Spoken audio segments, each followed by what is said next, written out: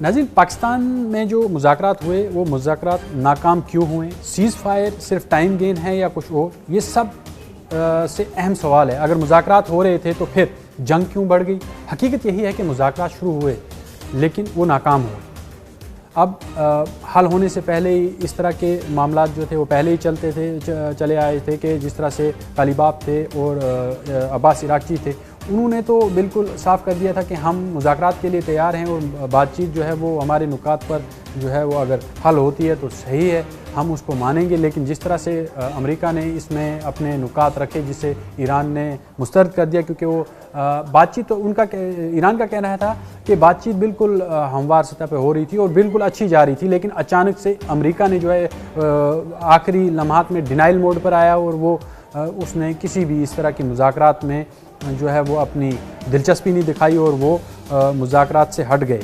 यानी कि ये वक्त लेने की एक बात थी, यानी कि टाइम गेन के लिए ये सारा जो ये पूरा एक प्लान किया गया था या बातचीत जो भी थी, लेकिन इसमें ईरान का कहना है कि वो सीरियस थे, वो चाहते थे कि जंगबंदी हो और ये जंग ना फैले। लेकिन जबकि अमेरिका और ईरान के जो दरमियान बातचीत हो रही थी, इस दौरान हमले भी हुए हैं।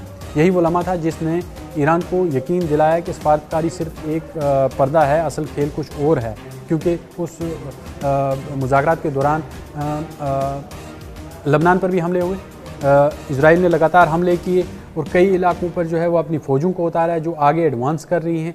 तो ईरान ने इससे पहले वाज़िया कर दिया था कि अगर आप लबनान पे हमला करते हैं तो वो हमला ईरान पर तस्वर किया जाएगा। लेकिन इजराइल लगातार वायलेशन करता है सीज़ फायर की, जबकि ईरान मेज़ पर भी बैठा, उसने अमेरिका के साथ बात भी की, लेकिन आखिरी लम्हात में अमेरिका ने उन नुकात पर आमादगी ज़ाहिर नहीं की जिसकी वजह से नाकाम हुए। यानी कि अमेरिका कहीं ना कहीं ये चाहता था कि ये नाकाम हो जाएं, मुज़ाकरात नाकाम हुए, उन्होंने एक टाइम गेन मिले, उन्हें एक टाइम फ्रेम मिले जिसमें वो अपनी पूरी तैयारी कर सकें अब दूसरा हमला करने की। अब ताज़ा सूरत-ए-हाल और भी ख़तरनाक हो चुकी है। अमेरिका ने न सिर्फ ईरान को धमकियाँ दी हैं बल्कि इसकी बंदरगाहों की नाकाबंदी भी शुरू कर दी है। रिपोर्ट्स के मुताबिक अमेरिकी बहरिया अब ईरानी बंदरगाहों में दाखिल होने और निकलने वाले जहाज़ों को रोक रही है, ख़ास तौर पर आबनाए हुर्मुज़ में। ये कोई आम कदम नहीं बल्कि बराह रास्त इकनॉमिक वारफेयर है। इसके साथ डोनाल्ड ट्रंप ने वाज़िया धमकी दी है कि अगर ईरानी बहरी जहाज़ अमेरिकी नाकाबंदी के करीब आए तो उन्हें ख़त्म कर दिया जाएगा। ये बयान खुद मतलब इस बात का सबूत है कि जंग अब सिर्फ दिफाई नहीं बल्कि जहराना मरहले में दाखिल हो चुकी है। ईरान का जवाब भी वाज़िह है इसमें, अगर हमारी बंदरगाहें ख़तरे में हैं तो दुनिया की बंदरगाहें भी महफूज नहीं रहेंगी। यही वो एस्केलेशन है जो आलमी जंग को जन्म देती है। अब इजराइल के हवाले से अगर हम बात करें तो एक और अहम पहलू सामने आता है, ग्रेटर इजराइल का तस्वर। अगर ये एक सियासी और नज़रियाती बहस है, लेकिन ज़मीनी हकीकत ये है कि इजराइल इस वक्त खित्ते में अपनी फ़ौजी बरतरी कायम करने के लिए और कायम रखने के लिए और ईरान के असर को मुकम्मल ख़त्म करने की पॉलिसी पर काम कर रहा है।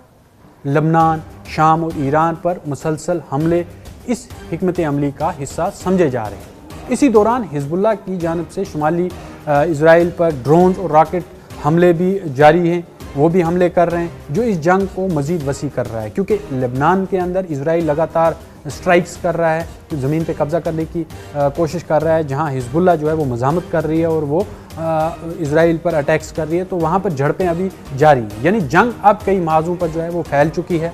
मुज़ाकरात क्यों नाकाम हुए हैं? क्योंकि दोनों फरीकों का मकसद मुख्तलिफ है। अमेरिका ईरान को कमज़ोर करना या निज़ाम तब्दील करना चाहता है, वहीं ईरान अपनी बका और इलाकाई जो ताकत है वो बरकरार रखना चाहता है। जबकि जो मकासद इतने मुख्तलिफ जब हो जाते हैं तो मुज़ाकरात सिर्फ वक्फ़ा होते हैं, हल नहीं होते, क्योंकि दोनों तरफ से जो हैं वो अपने अपने जो मफादात हैं।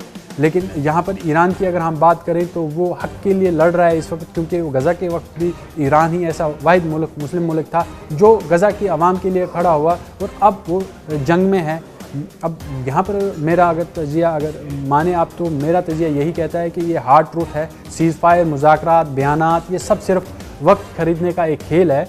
अमेरिका जो है वो अपनी पोजीशन मजबूत कर रहा है, इजराइल अपनी स्ट्रेटजी आगे बढ़ा रहा है और ईरान तवील जंग की तैयारी कर रहा है और असल जंग अभी बाकी है।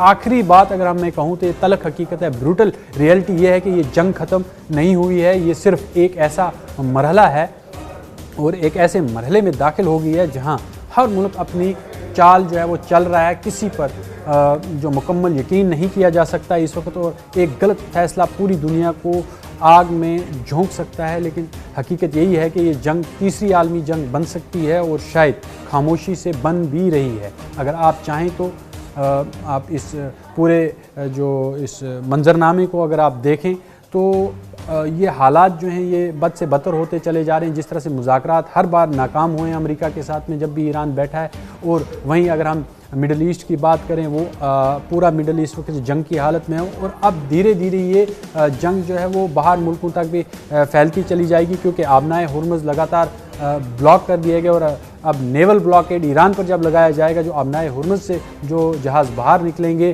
तो उन पर अब अमेरिका जो है वो एक्शन लेने की पूरी तैयारी में है। और ईरान के जहाज़ों पर भी अगर फुल स्केल तैयारी की है उन्होंने कि वो अगर इन पर हम एक्शन करने की कोशिश करेंगे, अमेरिका भी इस पर एक्शन करने की कोशिश करेगा, तो इसके एवज़ में हो सकता है ईरान स्टेट ऑफ मलाका को बंद कर दे, उसे स्विस कैनाल बंद हो जाएगी, रेड सी पूरा ब्लॉकेड हो जाएगा, जिसकी वजह से दुनिया की जो तेल सप्लाई है और जो हम ये कहेंगे जो तवानाई की जो ताकत है वो ठप होकर रह जाएगी, और जिससे बहुत बड़ा धचका पूरी दुनिया को लगेगा और पूरी दुनिया जंग में आने के लिए तैयार हो जाएगी। क्योंकि इस वक्त सिर्फ स्टेट ऑफ हुर्मुज़ का मामला है, फिर जिस तरह से ईरान ने धमकी दे डाली है कि अगर हमारी जो बंदरगाहें वो महफूज नहीं तो दुनिया की कोई बंदरगाह जो है वो महफूज नहीं रहेगी।